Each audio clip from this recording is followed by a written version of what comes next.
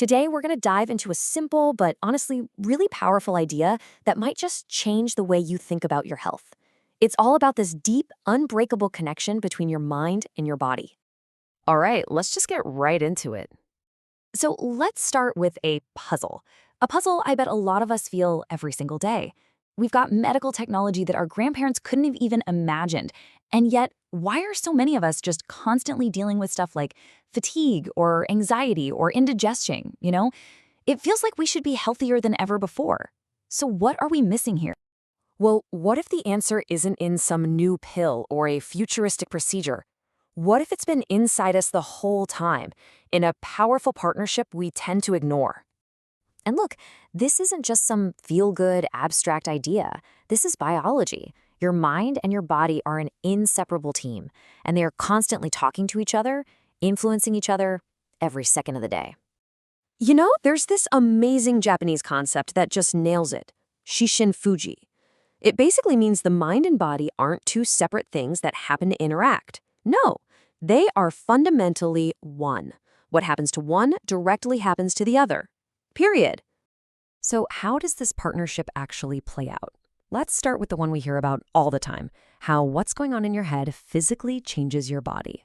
Okay, here's exactly how it works. When you are constantly stressed out, worried, or just plain overwhelmed, your brain floods your system with a stress hormone called cortisol. Now, in a quick burst, that's fine, but when it's chronic, cortisol literally starts shutting down your immune system. It's like your mind is telling your body's security team to just go on a permanent coffee break. I love this way of thinking about it. Stress doesn't actually hand you a cold or a bug. Instead, it's like a saboteur that goes around quietly dismantling the very wall that's meant to protect you from those things, leaving you totally exposed. But remember, this is a two-way street. It's not just a one-way broadcast from your brain to your body. The state of your body has a huge, profound impact on your thoughts, your emotions, and even how you treat other people. I mean, just think about the last time you had a really bad headache or a stomach bug. Were you your most patient, kind, wonderful self? Probably not, right? Of course not. Physical pain and discomfort drain what we could call your kindness buffer. Your patience just evaporates. Little things become massively frustrating. Your ability to feel empathy just shrinks. Why? Because your physical energy and your mental energy, they're being drawn from the exact same well. So we've established this powerful, non-stop feedback loop between our mind and body. The real question is, what in the world do we do about it? How do we keep this whole partnership working in harmony? Well, the solution is a really simple but powerful mental model that you can start using like today. Forget all the complex health charts and crazy diagrams. All you need to do is picture a simple, sturdy, three-legged stool. This is the key. So the seat of the stool, that's your overall stability, your well-being. And it's held up by three and only three essential legs: nutrition, exercise, and rest. Now think about it. If any one of those legs is too short or even too long, what happens? The whole thing gets wobbly and unstable. You can't sit on it. You can't trust it. And this is the whole secret. Real health isn't about perfecting any one of these legs in isolation. It's not about becoming a total gym rat or a nutrition fanatic while ignoring the others.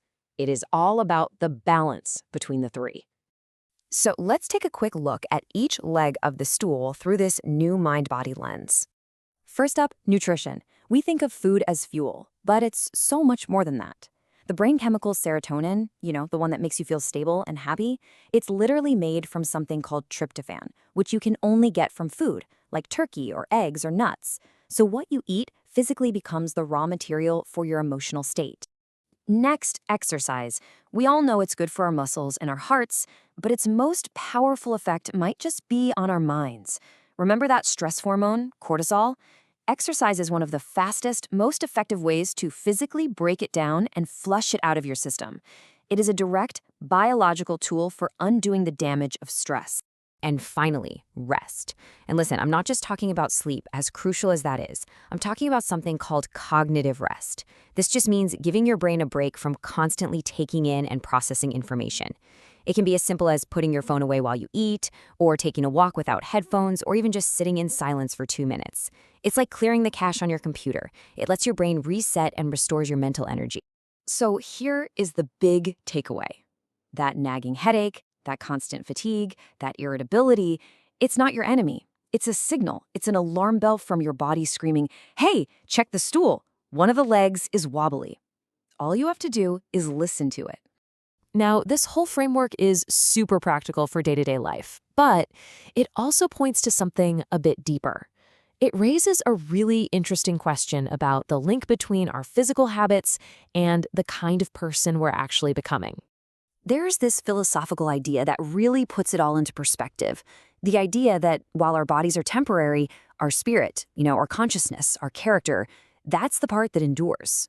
So I want to leave you with this question to chew on. If our spirit is what truly lasts, then how does the simple daily act of caring for your body, of balancing your stool, how does that shape the spirit you ultimately become? Maybe true health isn't just about feeling good today. Maybe it's about building a stronger, more resilient, and kinder self for the long haul. It's definitely something to think about.